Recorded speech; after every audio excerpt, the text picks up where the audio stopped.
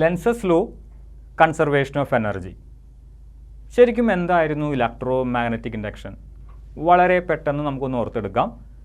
ഒരു കോയിലിന് ചുറ്റും കറണ്ടൊന്നും കടന്നു പോകാത്ത, അതായത് കണ്ടക്ടറാണ് എങ്കിൽ കൂടി കറണ്ട് പോകുന്നില്ല, കറണ്ടൊന്നും ഒഴുകാത്ത ഒരു കണ്ടക്റ്റിംഗ് കോയിലിന് ചുറ്റുമുള്ള മാഗ്നറ്റിക് ഫീൽഡോ അതല്ലെങ്കിൽ മാഗ്നറ്റിക് ഫ്ലക്സോ മാറ്റിക്കഴിഞ്ഞാൽ ആ കോയിലിൽ ഒരു കറണ്ട് ഡെവലപ്പ് ചെയ്യും.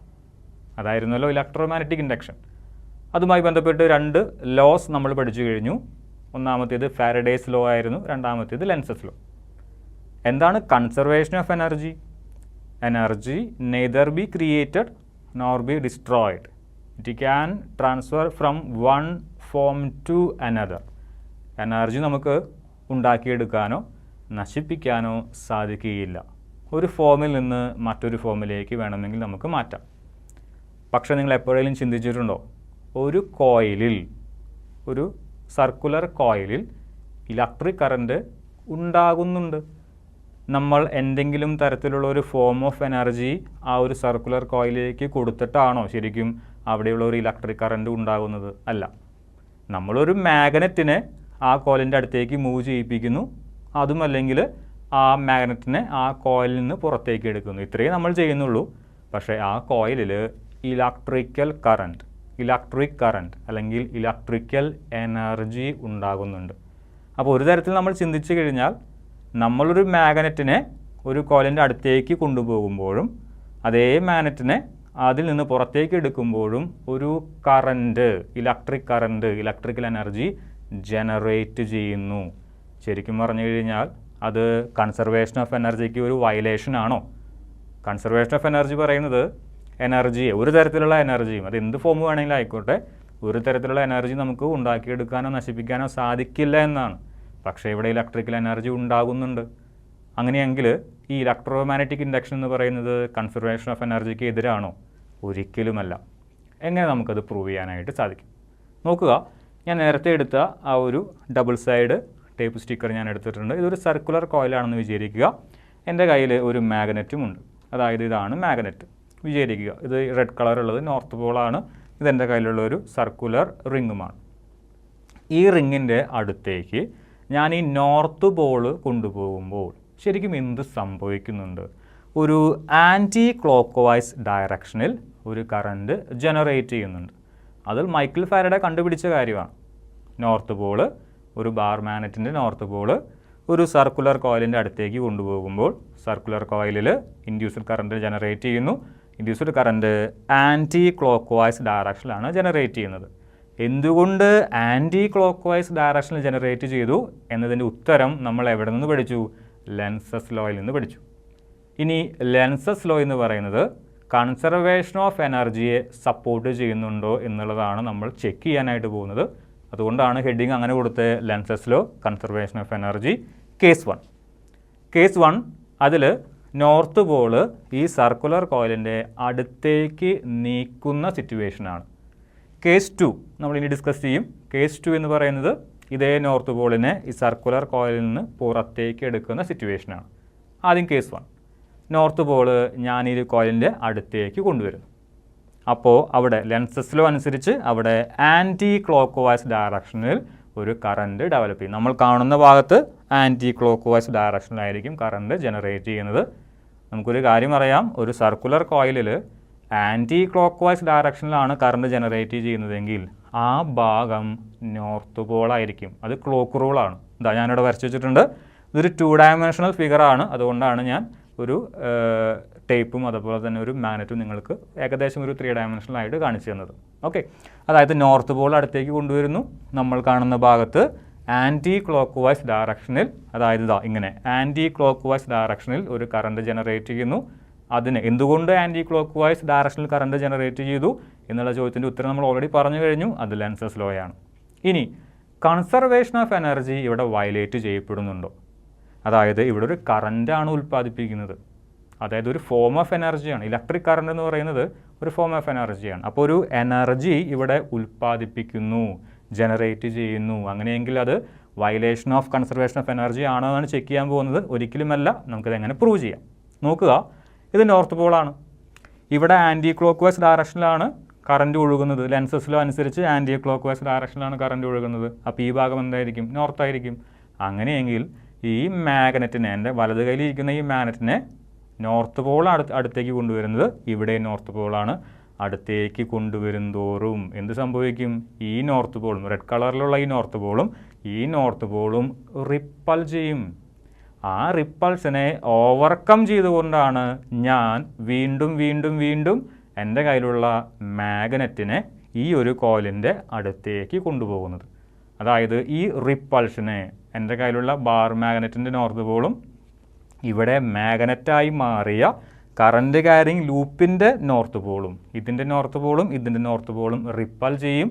ആ റിപ്പൾഷനെ ഓവർകം ചെയ്തുകൊണ്ടാണ് ഞാൻ ഈ മാഗ്നറ്റിനെ എൻ്റെ അടുത്തേക്ക് മൂവ് ചെയ്യിപ്പിക്കുന്നത്. ഓവർകം ചെയ്യണമെങ്കിൽ ഞാൻ എന്ത് ചെയ്യേണ്ടി വരും? വർക്ക് ഡൺ ചെയ്യേണ്ടി വരും. അതായത് വർക്ക് ചെയ്തുകൊണ്ടാണ് നോർത്ത് പോളിനെ, ബാർ മാഗ്നറ്റിൻ്റെ നോർത്ത് പോളിനെ ഇതിൻ്റെ അടുത്തേക്ക് ഞാൻ മൂവ് ചെയ്തുകൊണ്ടേയിരിക്കുന്നത്. അതായത് ആ വർക്ക് ഡൺ വേണമെങ്കിൽ എന്തായിട്ട് കൺവേർട്ട് ചെയ്യാം? ഇലക്ട്രിക്കൽ എനർജി ആയിട്ട് കൺവേർട്ട് ചെയ്യാം. അതിന് വിരോധമൊന്നുമില്ല. അതായത് ഇവിടെ കൺസർവേഷൻ ഓഫ് എനർജി ഒരിക്കലും വയലേറ്റ് ചെയ്യുന്നില്ല. നോർത്ത് പോളും തമ്മിലുള്ള റിപ്പൾഷൻ ഓവർകം ചെയ്യാനായി ഞാൻ വർക്ക് ചെയ്യേണ്ടി വരുന്നു.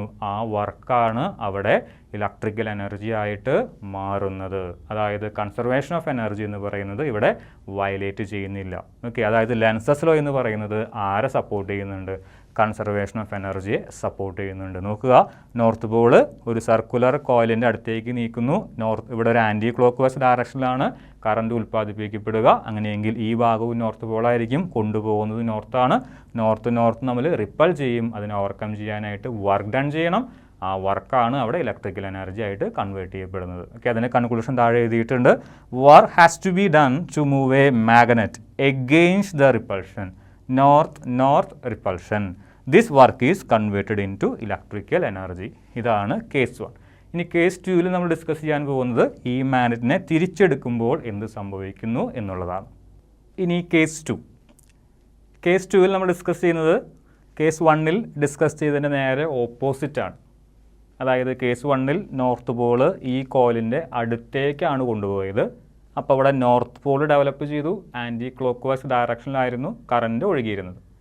ഇനി നമ്മൾ ചെയ്യാൻ പോകുന്നത്, കേസ് 2-ൽ ചെയ്യാൻ പോകുന്നത്, ഈ നോർത്ത് പോളിനെ, അതായത് ഈ മാഗ്നറ്റിനെ കോയിലിൻ്റെ പുറത്തേക്ക്, അതായത് away from the coil move ചെയ്യിക്കുകയാണ്. നമ്മുടെ ലെൻസസിലും അനുസരിച്ച് ഈ ഒരു ഭാഗത്ത് ക്ലോക്ക് വൈസ് ഡയറക്ഷനിലായിരിക്കും കറണ്ട് ഉൽപ്പാദിപ്പിക്കപ്പെടുക. നോക്കാം നമുക്ക്. അതിനുവേണ്ടി ഞാൻ വീണ്ടും നമ്മുടെ പഴയ ആ ഒരു ഡബിൾ സൈഡ് ടേപ്പ് എടുക്കുകയാണ്. ഇതാണ് നമ്മുടെ കോയിൽ, ഇതാണ് നമ്മുടെ മാഗ്നറ്റ്. കേസ് 1-ൽ നമ്മൾ ഈ കോയിലിൻ്റെ അടുത്തേക്കാണ് മൂവ് ചെയ്തത്. കേസ് 2-ൽ നമ്മൾ അതേ മാഗ്നറ്റിനെ ഈ ഒരു കോയിലിൻ്റെ പുറത്തേക്ക്, away from the coil move ചെയ്യിപ്പിക്കുകയാണ്.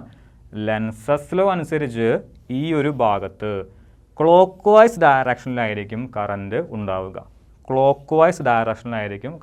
ഉണ്ടാവുക. അങ്ങനെയെങ്കിൽ ഈ ഭാഗം സൗത്ത് പോളായിട്ട് ആക്ട് ചെയ്യും. ഞാൻ ഇത് നോർത്ത് പോളായിട്ടാണ് എടുക്കുന്നത്. ഈ ഒരു ഭാഗം സൗത്ത് പോളായിട്ട് ജനറേറ്റ് ആകുന്നു. അങ്ങനെയെങ്കിൽ ഞാൻ ഈ നോർത്ത് പോളിനെ പുറത്തേക്ക് എടുക്കുന്തോറും ഈ നോർത്ത് പോളും ഇവിടെ ഉണ്ടായ സൗത്ത് പോളും തമ്മിൽ എന്ത് സംഭവിക്കും? ഒരു അട്രാക്ഷൻ ഉണ്ടാകും.